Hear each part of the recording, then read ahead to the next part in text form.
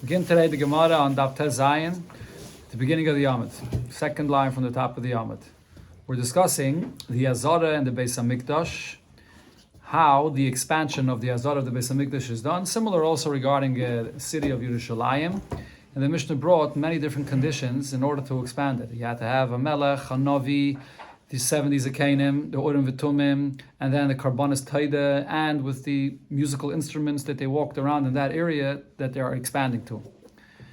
Okay, now the Mishnah, after it brought all these details, it concludes and says, Kol Shloi Nasas B'chol Eilu. If you don't do the expansion with all these details, then it doesn't take effect fully. The Kedusha that's there, if you walk into that area while you're Tamei, you will not be chayiv to bring a carbon. So now, regarding this expression of the Mishnah, there's a machlekes. Itmer, so we learned that Rav Huna says, B'chol Eilu Tanan, that the Gersa in the Mishnah, as we have it, is that if one does all of these, then he can sanctify the place. If not, he can't. Rav Nachman Amar Ba'achas Mikol Eilu Tanan, that if you do one of these, that's enough to expand the Kedusha into that area. You don't have to do all of them. So the Gemara explains what's the basis of their machlekes. Rav Huna says that you have to do all of these things. Kesavar, it's because his opinion is Kedusha Rishona. When the Beis HaMikdash, the area of the Beis HaMikdash was sanctified the first time, by the first Beis HaMikdash. Who's the one that sanctified that area? David HaMelech and his son Shlomo that went and built there in that area. So when they sanctified the Beis HaMikdash the first time, Kitchel L'Shaita, the Kedusha is for that time period, but also the Kitchel Asid Lavai. The Kedusha remains in the future, even after the Beis HaMikdash is destroyed. The Kedusha does not leave from that place. So if that's the case, in the second Beis HaMikdash, when they came back to rebuild it, they really did not have to sanctify the area again. So now the Ezra, this that we find that by Ezra they did go around in the area to sanctify it a second time, it's Zeicha Ba'alma. Zeicha Ba'alma Hu Davad. What he did was just a Zeicha, commemoration for similar to the way they sanctified it the first time. But the second time it wasn't really sanctifying it again. So now the reason is because that's why Rav Huna is saying that you need all the details in order to sanctify this area. And when Ezra came, he didn't have it all. He didn't have the Urim V'Tumim in the second Beis HaMikdash, that was missing. And he also didn't have a king. There was no kings in Klal Yisrael at that time. So therefore, Rav Huna says that it must be that the Kedusha in the first time that has all these details mentioned is forever. And when Ezra did it the second time, it's not really being Mekadosh again from new. However, Rav Nachman says, Ba'achas Mikol Eilu Tanan, when the Mishnah says that these are all the details in order to expand Kedusha into this place, it means one of these details would be enough. And therefore, Kesavar, because his opinion is, Kedusha Rishayna, when it was sanctified the first time, Kitcha L'Shaita. The Kedusha was for that time period as long as the Beis HaMikdash is standing. But V'lei Kitcha L'Asad Lavai. The Kedusha does not remain in the future after it's destroyed. And therefore, when they came to rebuild the second Beis HaMikdash, the Ezra Kiddushei Kaddish, he came and had to sanctify the area again. Afagadu have Urim V'Tumim, even though they did not have the Urim V'Tumim. And also, in another version here, Rashi mentions they didn't have a king as well. So it must be that you have the power to sanctify the area without doing all the details. Even with one of them, it's good enough. Which one did he sanctify the Ezra? Ezra, he said, with what? With one of these things. Whether you have, as mentioned before, there's a lot of different details. You don't have to have all of them. One of them, with one of them would be good enough. They had then the Nevi'im with them, Chagi, Zcharia, Malachi, with the latest Nevi'im that were there with Ezra. So according to the word of a Navi, you can be Mekadosh this area. That would be enough. For example. Why not most of the things? Why only one? I don't know. It says Ba'achas. Yeah, Achas is enough. Yeah. But now the Gemara says, Eisvei Rav Rav Nachman. So Rav asks Rav Nachman, in the Mishnah, the way we have it, it says, Kol Shalei Nasis B'chol Eilu. If you don't do all of these, you can't expand the area. So the Gemara says, well, Tani Ba'achas B'chol Eilu. Like the Gemara really already said before, that according to Rav Nachman, the right gersa in our Mishnah is not that you must have all of these conditions, but even with one of them, it's good enough as well. Tashama, the Gemara brings a raya from a Braisa. It says, Abishal said, Shnei bitzin hoyu b'hara mishcha. There were these two ponds on Hara Mishcha, which is Hara Zeisim, which is in Yerushalayim. Well, we'll see actually here if it's in Yerushalayim or not. So Braisa says, Abishal says, regarding these two ponds on this in this area in Har HaZeisim, Tachtaina, the one that was lower down in the mountain, which means closer in to the city, that was one of them. And Ve'el Yaina, and then there was another pond that was further up, further away in the mountain. So Tachtaina, the one that was lower down, closer in, Miskacha B'chol Elo. It was included, it was sanctified the first time when they sanctified the city of Yerushalayim. It was done with all of the details mentioned, so it was properly included in the Kedusha of the city. El Yaina, but then further up, further out in the mountain where that higher, where that pond was, it was not properly sanctified with all of these conditions. So Ella, what happened? When the Yidden came up from Bavel and now they added to the city and they built another wall around it, so they included that in the city, but it was done Shalei b'melech. They did not have a king at that time, and Shalei b'urim v'tumim, and not with the urim v'tumim either. So therefore, the Braisa goes on to say, Tachtaina shahaisa kedushasa gemura, the lower part of the mountain, which was included originally in the city of Yerushalayim, and it's part of the kedusha of the city completely. So now Amei Haaretz, so the people that were Amaratzim, the ignoramuses, nichnasin l'sham, they would enter there, va'oichlim sham kachim kalim. The kachim kalim, which are those karbanis that could be eaten in the entire city of Yerushalayim, they would eat their karbanis even over there into that area. If they didn't want to be mamish inside the city of Yerushalayim itself, where it's very busy, so they went further out and they would eat over there, and that's really allowed because it's included in the city of Yerushalayim. Avaloi ma'aser sheni, but these Amaratzim, they did not know the halacha properly, and therefore when it came to ma'aser sheni, they wouldn't eat in that area all the way out to where this lower pond, closer into the city of Yerushalayim was. They wouldn't eat their ma'aser sheni there. Why not? So Rashi says the Amaratzim regarding ma'aser sheni, they were extra mahader because they knew what it says regarding ma'aser sheni, aser b'shvil shetisasher, that if you give ma'aser, you become rich. So for the ma'aser sheni, they would only eat it mamish inside the city of Yerushalayim, not even further out over there by Har HaZeisim where the wall was, which was really part of Yerushalayim, but they wanted to eat dafka in the city of Yerushalayim itself. However, the Chaverim, which are the Talmidei Chachamim that know the halachas properly, oichlin sham kachim kalim and ma'aser sheni. They would eat both the karbanis, the kachim kalim, and ma'aser sheni as well, all the way out to this wall where the lower pond was on Har HaZeisim, because they knew the halacha that this was actually sanctified properly. El Yaina, and then the further out wall, which was further out and further up in the mountain of Har HaZeisim, that actually, they built this wall when they came up from Bavel, but it did not have a proper kedusha, so the Amaratzim didn't know this. They didn't listen to the Chachamim. Amei Haaretz, sham, they would enter even there, they would eat even the kachim kalim far out into that area, even though it wasn't really properly sanctified. Avaloi ma'aser sheni. But again, the ma'aser sheni, they wanted to eat dafke in the most mahudder way inside Yerushalayim. The Chaverim, but the Chaverim that knew the halacha, ein oichlim sham, loy kachim kalim, v'loy ma'aser sheni. In that outer wall, further up in the mountain, they would not eat, not karbanis there, not ma'aser sheni, because it wasn't sanctified as part of the city properly. Now, mipnei ma loy kichua. Why was it when they added further out, why wasn't it included in the kedusha of the city? She'ein meisifin ala'ir, because you can't add to the city of Yerushalayim, or v'al ha'azaris, or to expand the azara of the Beis HaMikdash, ela b'melech, v'navi, v'urim v'tumim, a king, a prophet, urim v'tumim, u'b'sanhedrin shal ayin aleph, and you have to have the Sanhedrin of 71, u'b'shtei taidis, and then the two taidis, as the Gemara explained before, with the breads of the taidis, u'b'shir, and with the song that they played with the musical instruments when they walked around.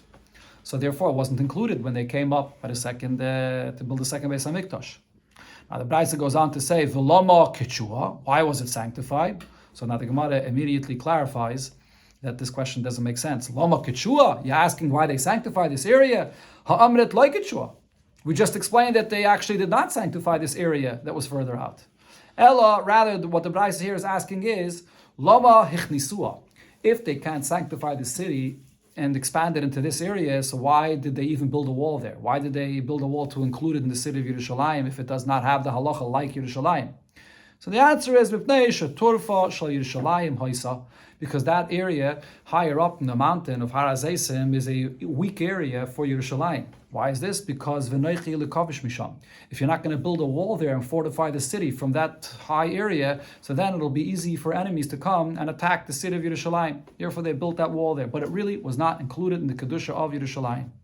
So what do we see here? This Braisa is saying very clearly, like Rav Huna's opinion, that you must have all these conditions mentioned to sanctify and expand the area, and therefore it must be that it's the original Kedusha that remains, and they never had to redo the sanctification a second time again. So the Gemara answers, you're right, we see this clearly in this Braisa, but Tanoihi. This subject is a Machlekes Tanoim. And the Gemara here will bring the source of this Machlekes that they're arguing about, as mentioned before, whether Kedusha Rishayna, Kitchel Shaita, Kitchel Asad Lavai. When they sanctified it the first time, does it remain even after the Chorban or not? That's the basis of the Machlekes here. The Tanya, as we learned in a Braisa, or it's really a Mishnah, the Tanan, we learned in a Mishnah, Amar Rabbi Eliezer.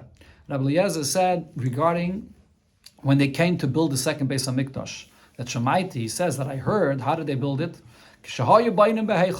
When they were building the walls of the actual Heichal of the Beis HaMikdash itself, Asu Kloyim LeHeichal. So they first built curtains in that area where the wall is being built. And also V'Kloyim LaAzaris. And they built also curtains in the area to enclose the courtyard, the Azara of the Beis HaMikdash. Why did they do this? So the way the Gemara understands this now is because during the time of building the second Beis HaMikdash, they wanted to bring the Karbanis. So if they're going to wait until they're going to finish building the Beis HaMikdash, then they can't bring Karbanis. Why? Because Rabbi Eliezer holds that the Kedusha of the first Beis HaMikdash in the place is bottled. And once it's bottled, so now the Kedusha doesn't come back until the second Beis HaMikdash is going to be finished being built. So in order for them to be able to have the Kedusha right away, so they built sort of a makeshift building. They built with curtains to enclose the area of the Azara, to enclose the area where the Beis HaMikdash itself is being built. And now once you have a bias, you have now the Beis HaMikdash at least built temporarily with these curtains, so then you have the bias there, and that brings the Kedusha, and you're able to bring the Karbanis. That's why they put up these curtains while they were building. Now, Ella, there was a difference regarding the curtains put up for the Beis HaMikdash itself and for the Azara. Shebeheichel, regarding the Heichel, Bainim Yibachutz, they would put up the curtains and they built the wall outside those curtains.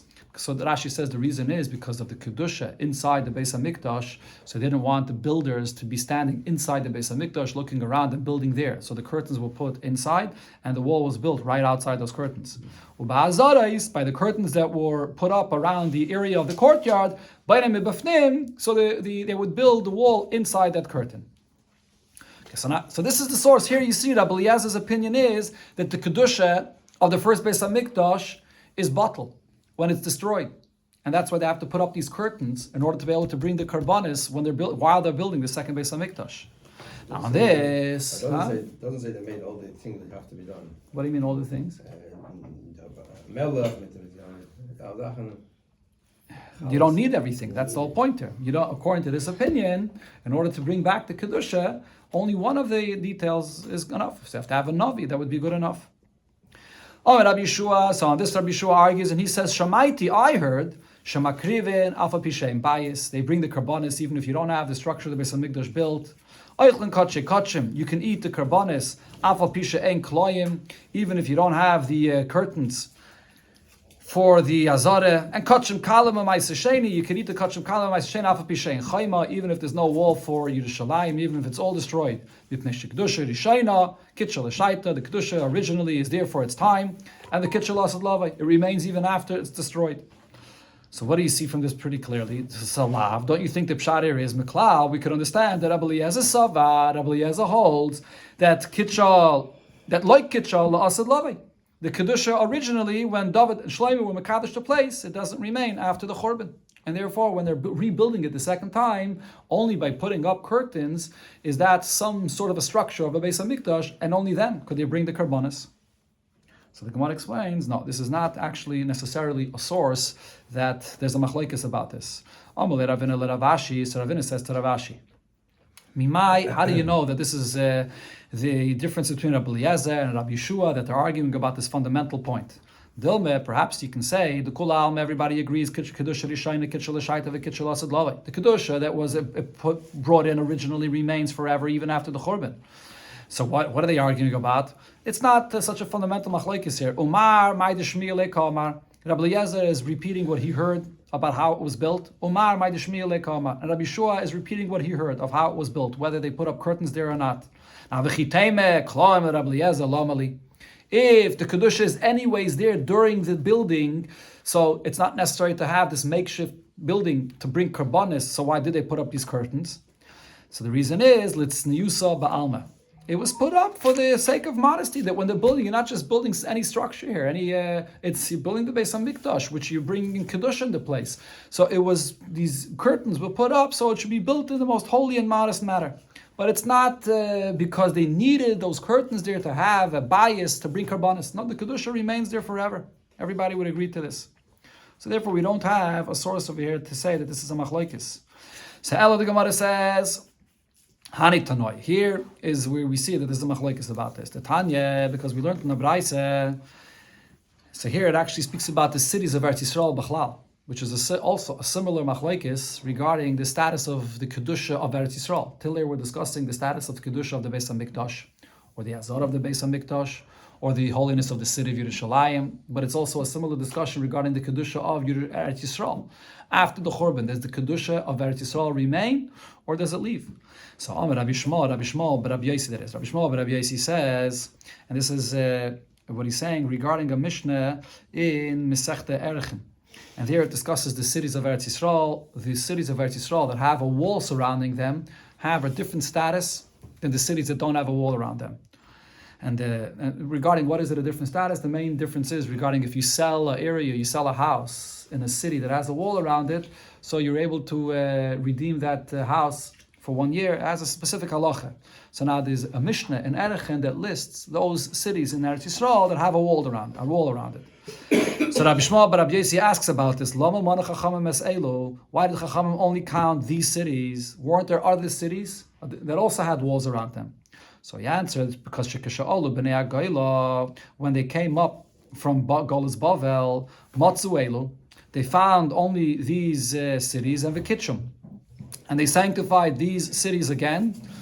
And so even though the war originally of the cities that had walls around it, but when they came up a second time to bring back the Kedusha to the area, only these cities mentioned there in the Mishnah where they were sanctified again.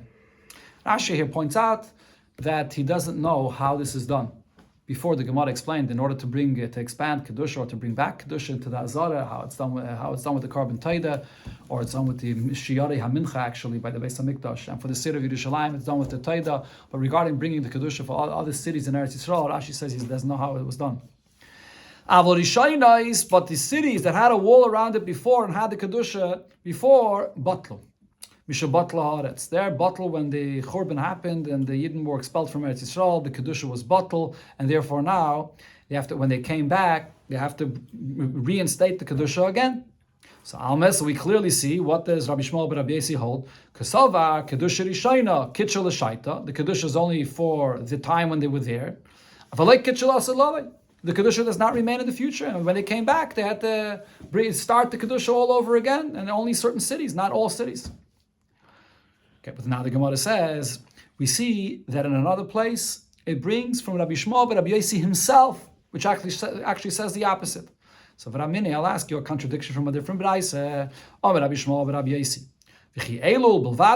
Was it only these cities that are counted in the Mishnah that have a wall around it? In Eretz Yisrael, there are many more cities. Because the Pasuk says, Shishim Ir Kol Chevel Argoiv Mamlechas Oig Baboshan.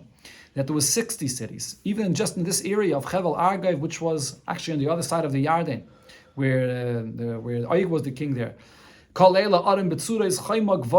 They were all fortified cities with walls around them. So there were so many other cities that had walls around them, so why does the Tana only count a few cities in Eretz Yisrael? So why are only these counted? Because when they came up from Golos, Matzu Elu, they found only these cities. They only knew of these cities that had a wall around them and the kitchen, and they sanctified these cities. Okay, so now the Gemara actually clarifies that over here, The word v'kitchum is not correct. The Gemara says kitchum. Is Rabbi Shmuel ben Rabbi Yossi saying here that when they came up the second time, they sanctified these cities? Hashta ha'amrina lekaman, and that Brayset concludes and says, when they came up a second time, it wasn't necessary to bring back the Kedusha again. Ella, rather, the pshat of here is, Matzu elu umanum. Even though there were many cities that had walls around them, but they didn't know which cities they were. It was all destroyed, so then they didn't know what previously had a wall. There were certain cities that they knew, and those were the ones that are counted in the Mishnah, even though there were more.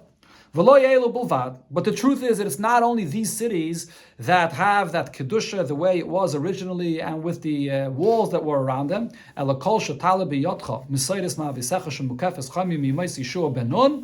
Any city in Eretz Yisrael that you find out that had a wall around it when Yeshua came the first time to conquer in Eretz Yisrael and he brought the Kedusha in Eretz Yisrael,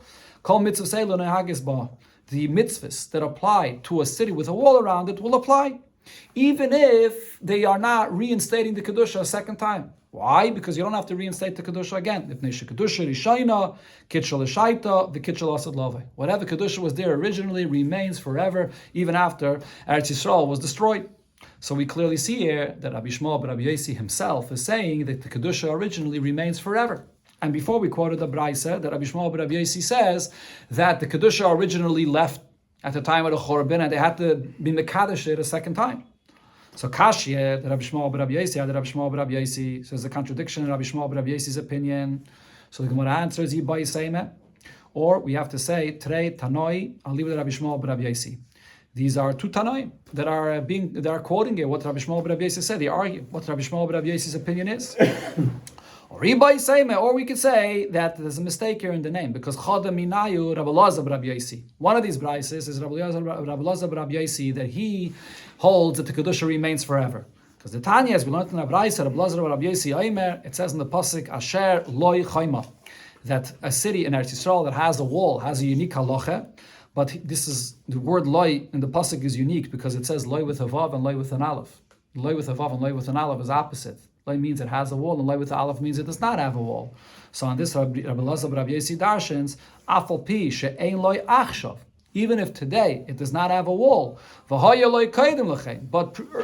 previously when Yidden were in Eretz Yisrael before it was destroyed, it had a wall then. That kedusha of that time remains even achshav. So the ikaraya here from what Rabbi Elazar Rabbi Yossi is saying is from the word achshav. He says even now after it's destroyed, it retains its kedusha and therefore the kedusha remains forever. This is the Gemara here about the subject. Yeah. Where do we find that these cities with walls around them, the kedusha was functional? So, for example, by Yerushalayim it was functional because it served certain barrier in terms of Maisa, in terms of Korban. But all these for the other cities, what function did that kedusha? So regarding, I mentioned before, regarding when you sell a house in the city. So regarding all other places in Eretz Yisrael that don't have a wall around it, you can redeem that house for 2 years and afterwards you can't. But these cities, the houses in these cities, if you sell the house, you have 1 year to redeem it and then afterwards you can't. So there are different halacha regarding the Batei Arei Chayma. That's what the relevance is. Just to say regarding this Gemara that we just learned here, the halacha l'maaseh, so Tosfos here brings, and the Rambam also paskins this way, that regarding the entire Eretz Yisrael, the halacha is that the Kedusha that was when Yidden were in Eretz Yisrael is only then, and for after the Churban, the Kedusha of Eretz Yisrael does not remain. And the Kedusha that there is in Eretz Yisrael is all Midrabanan, and the Trumis and the Maestris and the Shmit, it's all Midrabanan. But the Kedusha of the Mokim HaMikdash, that's a Kedusha, the Rambam Paskins, remains forever, and therefore, technically, you can bring a carbon, Afal Pi She'ein Shom Bayis, and as it's known, after the 6 Day War, the year after, the Rebbe said that people should not remain in the area because you would be Chayav Kadosh if you don't bring the carbon there in its place. And the Rambam explains, because the Kedusha in the Mokim HaMikdash is a greater level of Kedusha, Mipnei HaShechina that dwells there, that Kedusha never leaves. But the Kedusha for the rest of Eretz Yisrael is bottled and is only Midrabanan. That's the Rambam's, the way the Rambam paskins. Okay, the Gemara goes on now to the next part of the Mishnah regarding a person that is Tameh and he's inside the Beis HaMikdash while he became Tameh. So Nitma Ba'azara V'nelma Mimenu Tumah. When he's in the Azara, he became Tameh there in the Azara. And he didn't realize or he forgot his Tumah and therefore he stayed there longer than he's supposed to, which we'll see soon the share of how quickly a person has to leave. So then he has to bring a carbon for this as well. So the Gemara asks on this, Tume ba'azara minolo. From where do we know that if a person that became Tomei in the Azara, that he would have to bring a carbon? Maybe it's only if he was Tomei outside, and he walked in. As the Gemara here will bring, that's what it seems from the lashon of the pasuk. It's speaking about a person that was Tomei and comes in. So how do we know, even if he's Tomei inside, that he has to bring a carbon? Oh, but Rabbi Lazar, it says in one pasuk, es Mishkan Hashem Timei. The Kasavechaday, but then a few psukim later, he repeats the same thing, and it says, Ki es Mikdash Hashem Timei. It's the same idea, same pasuk. The only difference is, in one it says the term Mishkan, and the other it says the term Mikdash. Why is the Torah repeating this? So in one version of the Gemara, it says, since you don't need the second pasuk to say the same idea, that the person became Tomei outside, which is a simple pshat of the pasuk. It's talking about a person that's Tomei outside, and he comes in, Tanei Inyan, L'tumisha B'fnim. So the second pasuk is teaching, even a person that becomes Tomei inside and he doesn't walk out quick enough, he's chayav to bring a carbon for this. So the Gemara asks on this drasha, v'kroi meyasri. Is this extra here? The second pasuk is the extra pasuk, but ha-mitzrach tzrichi. These two psukim are actually necessary. Because the Tanya is learned on Rabbi Lazar says, Im nema mishkan. In the first pasuk where it says Mishkan Hashem Timei, Lama nema mikdash. Why in the second pasuk does it repeat it and here it uses the term mikdash? Vim nema mikdash, Lama nema mishkan. So the answer is because the Mishkan and the mikdash are actually talking. One is talking about the Mishkan in the Midbar, and the other is talking about the Beis HaMikdash in Eretz Yisrael. And you need to write both of them because ilu nema mishkan. If it would only say that one should not walk into the area of the Mishkan when he's Tomei, v'lo nema mikdash, it would not say the term of mikdash, then I would say that al mikdash yeh chayev. Only the Mishkan, there's a certain level of holiness that is chayev. Shaharei, what's the special holiness in the Mishkan? Shaharei meshuach b'shemen hamishcha. Because the Mishkan was all anointed, all the kelim and even the actual structure of the Mishkan itself was all anointed with the special oil that was prepared then. So they only had it at that time. But Val Mikdash, the Mikdash that was not sanctified with this oil, lo yeh chayiv, you would not be chayiv if he walks in. Ve'im nema Mikdash, on the other hand, if it would say only the Beis HaMikdash, v'lei nema Mishkan, it would not mention this halacha regarding the Mishkan. Hayisayim, I would say there's the opposite svara. Al Mikdash yeh chayiv, a person, Tomei, walks into the Beis HaMikdash, he's chayiv a carbon. Sharei kedushasai kedushas olam. This is the place where the kedusha is here in this space forever. So Rashi says it's not connected necessarily to the point that it said before, whether the Kedusha is after the Chorban. The point of Olam means, after they built the Beis HaMikdash in Yerushalayim, the concept of a bama, that you could be makriv in any other place, does not apply anymore. It's only there in this place. So that is a more permanent Kedusha. Va'al Mishkan lo yeh chayiv. But in the Mishkan, which travels around from one area to another, you would not be chayiv. L'kach neva Mishkan. So therefore it has to say both Mishkan and Mikdash. So... Lekach nema Mishkan. And Lekach, he concludes, Lekach nema Mishkan and Lekach nema Mikdash. Therefore, it has to say both Mishkan and Mikdash. Okay, so therefore, the Gemara is asking, this is not an extra pasuk.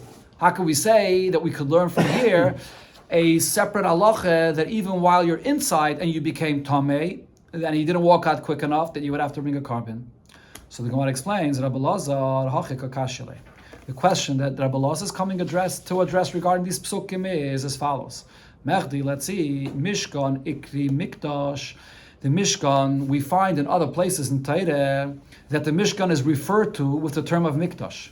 Mikdash, Ikri, Mishkan. We also find, as Gemara will soon bring the source, that the Beis HaMikdash is referred to as a Mishkan. So even if the pasuk wants to come and teach me the halacha that the Tumah, that you're not allowed to walk in Tomei, applies to both the Mishkan and the Beis HaMikdash, it's not necessary to write it in a different term.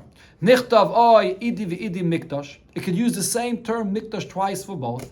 Oy idi v'idi mishkan. Or it could use the term of mishkan also twice for both. And I would understand that it's coming to teach me for the Mishkan and the Beis HaMikdash because I see the repetition. Mishkan, Mikdash, Lamali. It's not only the fact that the Torah repeats it, but it uses a different term. Why does the Torah change the term of this?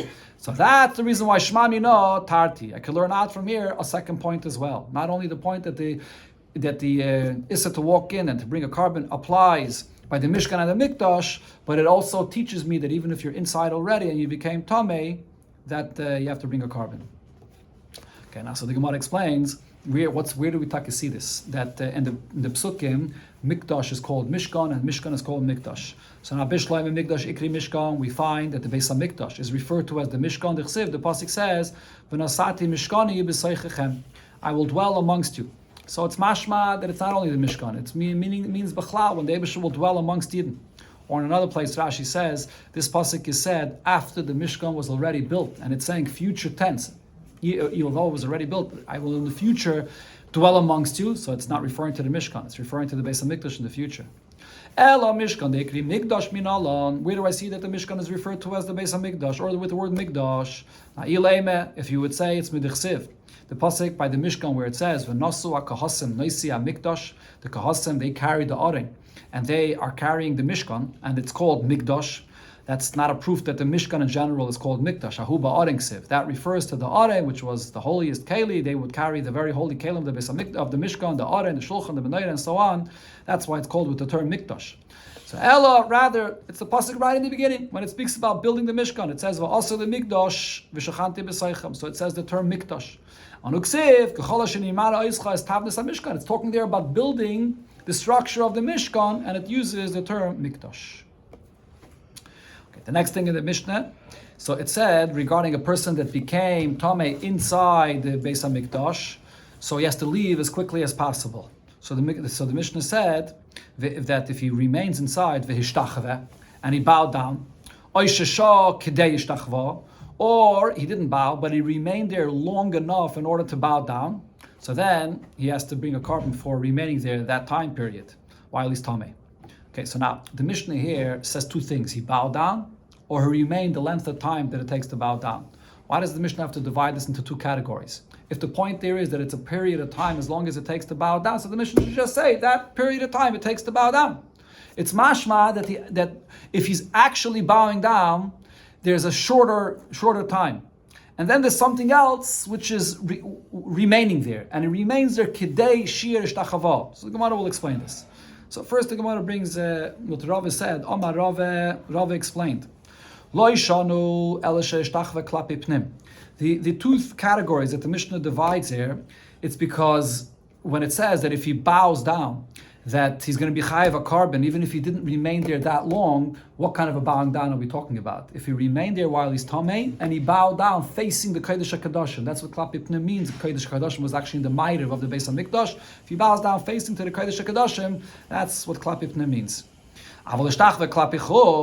But if he bows down facing out to the Mizrach of the Beis HaMikdash, then over there, it's a longer period of time. Shah in, loy, shah, loy. As the Gemara will soon explain what this is. If you remain there a longer period of time, only then is he going to be chayiv, and less than that time period, he will not be chayiv. That's one version of how Rava said this. Another version, Ikedemasni law aseife.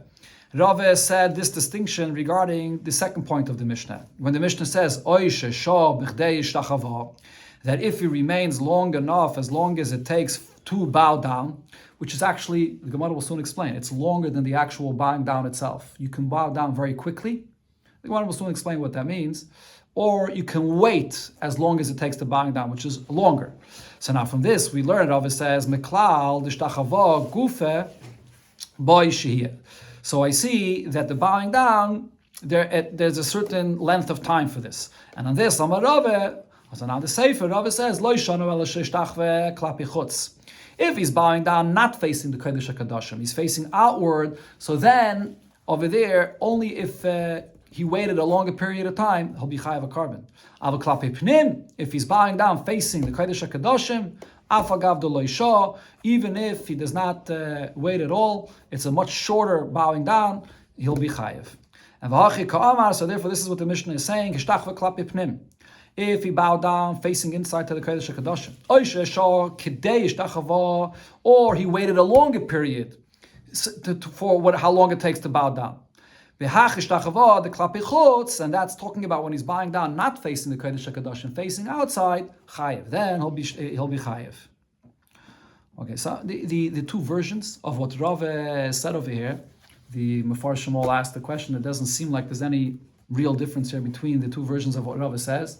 There's a sikha from the Rebbe in Parsha Shmini and Chelik Chav Zayin where the Rebbe speaks about this piece of Gemara Barichas. The Rebbe explains the entire sugya Barichas Gedayla. It's not possible to go over the whole Nekuda, but one point that the Rebbe says over here is this chiyuv of Vishtachava Klapi Chutz, which is when a person waits a longer time period and he's chayav to bring a carbon for remaining there with a tumah. What's the reason for the chiyuv? And that's the real difference between the first version of Rava and the second. In the first version, Rava is saying that the chiyuv is not really for the bowing down. It's for the fact that he waited. He didn't go down as quickly as possible. And in the second version of Rava, he's saying that it is for the bowing down. But the bowing down has a certain shear. It has to be a longer period of time because he's not bowing down, klapi pnim. And the Rebbe says there's an actual nafkamina b'payol regarding the halacha of chatzi shear. Usually we know the halacha is chatzi shear asam and atayra, but it has to be a chatzi shear, not a chatzi of the act, a chatzi of the actual isser. Has to be, the isser is there fully, but it's a half a shear. If the isser, when he's bowing down, klapi chutz, is the waiting period, so then if he waited half of that time period, it's usser, it's a chatzi shear. But if it's the bowing down, sorry, let me repeat that again. If it's the waiting period, so then the waiting period, it has to be the full shear of that waiting period, because anything less than that, you don't have a shehiyah b'chlal. But if it's the bowing down, and the bowing down has a certain shear, so then even a chatzi shear would be asr as well. Okay, the Rebbe explains this whole thing in Barichas Gedayla there in the Sikha, and also the Hemshech of the Sugi here. Okay, so now the Gemara explains what are these two shiurim that we're talking about. It sounds very similar, because it's saying there is bowing down, and then there's waiting, the shear of bowing down. Doesn't that mean the same exact thing? So the Gemara says no, it's actually not the same exact thing. Hechidami, that is, thank you. Hechidami, so what is the difference between these two shiurim? Hishtachava is bashihiyah. What is this hishtachava that takes a certain amount of time? And that's when it's klapi chutz. And v'hechidami hishtachava, the less bashihiyah. And what is this bowing down itself, which is when it's klapi pnim, when he's facing the Kodesh HaKadoshim, the less bashiyah. That does not take that long. So the Gemara explains the less bashiyah, bowing down, when it's not so long, there's not a lot of time in this, zukriya, ba'alma. What that means is, he's just kneeling, he's not actually bowing down. Even kneeling could be called bowing down. If he kneels and facing the Kodesh HaKadoshim, he'll be chayiv immediately. And kri ba'alma here. The izbeh shehiyah, bowing down, which takes a longer period of time, when he's only bowing down facing outward, that's pishut yadayim v'raglayim. It means that a person fully bows down, he spreads out his hands and feet on the floor. Now, v'kama shir shehiyah. So what's actually the length of this time? Pligi bar Rabbi Yitzchak bar Nachmeni v'chad imei. So Rabbi Yitzchak bar Nachmeni and another Tana that was with him, Uman Rab Shimon ben Pazi. So it was Rab Shimon ben Pazi that was along with him. Or v'amrila, others said it in the opposite. Rab Shimon ben Pazi, he was greater. And v'chad imei, and the one that was with him, Uman Rab Yitzchak bar Nachmeni. Or another version about this is v'amrila Rab Shimon bar Nachmeni. So Chadama, one opinion was that the length of the time was commemorated a high psuke. The pasuk that the Gemara is about to quote here, so as long as it takes to say the entire pasuk. And v'chadama, another opinion is that it's only kimi vayichru l'seife, only a part of the pasuk, from the word vayichru to the end of the pasuk. So what is the pasuk? It says v'chol b'nei Yisrael royim beredes ha'esh, all Yidden see the fire, the Eibush coming down. Ukvayda Hashem al abayis, vayichru apay morza al haritzpa, and they kneeled on the ground, and vayishtachvu, they bowed down. V'hoides l'Hashem kitov kiloylam chazdai. So that's the machlokes here, how long this is. It's for the whole pasuk or only part of the pasuk. And in that sikha, the Rebbe points out that the different shiurim here is based on what aspect of Ishtachava are we talking about? Are we focusing on the act itself of bowing down, or are we focusing on the whole feeling that's behind it, that you see the Shechina and therefore that causes you to bow down? That's a deeper Ishtachava. There's different levels of Ishtachava in the Beis HaMikdash. Tana Rabbanan and Abraisa we learned Kida. There's actually three different Ifanim how to bow down. One is called Kida. Kida alapayim. Kida means a person falls directly on his face, and he lifts himself up with his thumbs that he puts on the ground. This is in another place in the Gemara in Sukkah. It actually says that Kida is something which is very difficult to do, and it's actually dangerous. One of the Tanaim tried to demonstrate this, and he injured himself. It's falling directly on your face without bending your knees. And v'cheinu oimer, the pasuk says, "Vatikoid bassheva apayim oretz." So that's falling directly with apayim, with the face, onto the ground. Kriya is al berkayim. Kriya means kneeling when one is kneeling on his knees. V'cheinu oimer mikroya al birkov, on the knees. Ishtachava, the term ishtachava means upishut yadayim v'raglayim, when one bows down and spreads out his hands and feet completely. And v'cheinu oimer havoi novi ani v'imcho v'achecha, by the dream of Yosef, why my mother, your brother, come l'shtachvis l'cha arza, to bow down and to spread oneself out completely on the ground.